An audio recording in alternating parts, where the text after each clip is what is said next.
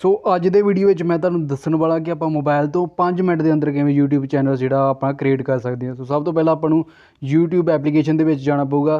सो उपर आ रहा आईकॉन जो जीमेल का आपां नूं आईकॉन आ रहा उस पर क्लिक करो तो अपने कोल एक ऑप्शन आ जाऊगी कि यूअर चैनल की है ना।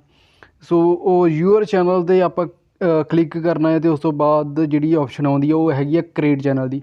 सो उपर तुसीं अपने चैनल का नेम रख सकते हो अपनी मर्जी के अनुसार। सो अपना चैनल 5 मिनट के अंदर क्रिएट हो। इस तो बाद जो तुसीं यूट्यूब बंद करके ऑन करोगे तो माई चैनल पर जाके तुहानूं एडिट चैनल की ऑप्शन आऊगी। एडिट चैनल पर जाके तुसीं अपने चैनल का नेम लोगो जो मर्जी चेंज कर सकते जी।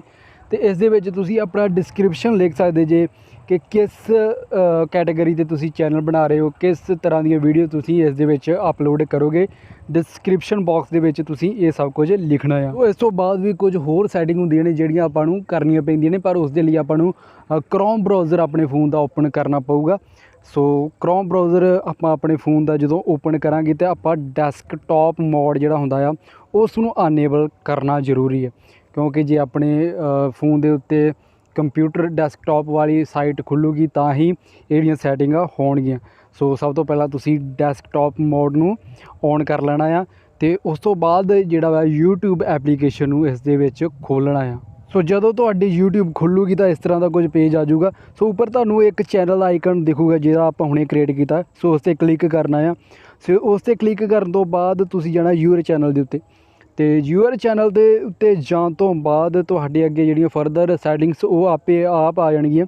जिवें कस्टमाइज चैनल आप इस दे विच कर सकते। सो कस्टमाइज चैनल दे विच जाके करना की हुंदा है कि आपां जिथे ब्रांडिंग विचकारला जिहड़ा हना आ रहा आपां नूं ऑप्शन उस ते जदों आपां क्लिक करांगे तो अपने कोल चैनल दा लोगो चेंज करन लई एक ऑप्शन आ जांदी है ते चैनल दा बैनर चेंज करन दी ऑप्शन आउंदी है। सो फरदर जी बेसिक इन्फॉर्मेशन वो आप डिस्क्रिप्शन लिख सकते। थले तुहानूं एक सैटिंग की ऑप्शन दिखूगी ये वाली, इस जो क्लिक करोगे तो तुहानूं अगलियां सैटिंग जिहड़ियां वो मिलणगियां।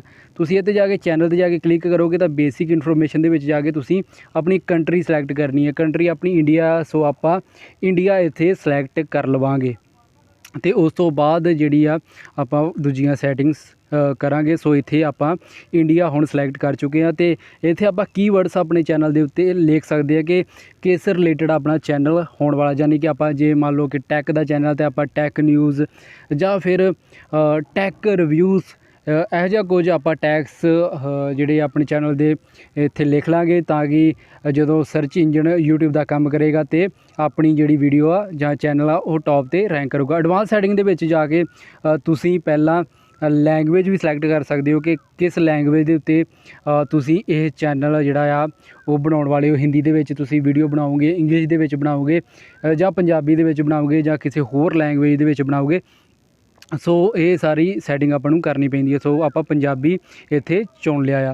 सो अगली जिहड़ी सैटिंग हैगी आ वो बहुत ही जरूरी आ। उन्ना टाइम तुसीं 15 मिनट की वीडियो अपलोड नहीं कर सकते अपने चैनल के उत्ते जिन्ना टाइम तुसीं ये वाली सैटिंग नहीं करते। सो इस दे लई तुहानूं की करना पऊगा, चैनल दे विच जाके चैनल सैटिंग के उपर आपां नूं जाके चैनल ते क्लिक करोगे हुण तो चैनल ते जो आप क्लिक कर लिया तो अपने को अगली जी इन्फॉर्मेशन वो हैगी फीचर एलिजिबिलिटी।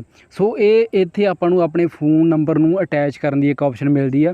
सो इत्थे आ रहा है कि feature the required phone verification. इत्थे अपना फोन जिहड़ा अपना फोन नंबर जिहड़ा वो वैरीफाई करना पैंदा है। सो उस तो बाद जिहड़ा आपां अपने चैनल के उत्ते थंबनेल ला सकते हैं जां फिर 15 मिनट तो बाद की वीडियो बना सकते हैं। सो इत्थे तुसीं क्लिक करके तो अपने फोन नंबर नूं गूगल दे नाल वैरीफाई करा लेना आ ते तुहाडा जिहड़ा चैनल आ वो हुण तैयार आ बिल्कुल। तो इस तो बाद तुसीं वीडियो इस दे उत्ते अपलोड कर सकते हो। तो बाकी व्यूज़ किवें लियाउणे आ वीडियोज़ के उत्ते वो मैं तुहानूं फरदर अगे वीडियो दे विच दस्सांगा। सो इन्ना सीगा अज दा वीडियो। आई होप तुहानूं वधिया लग्या होगा। जे वधिया लग्या तो चैनल नूं सबसक्राइब कर लिओ। सो मिलदे आपां अगले वीडियो दे विच किसी नवें टॉपिक नूं ला के। तद तक ਲਈ सत श्री अकाल।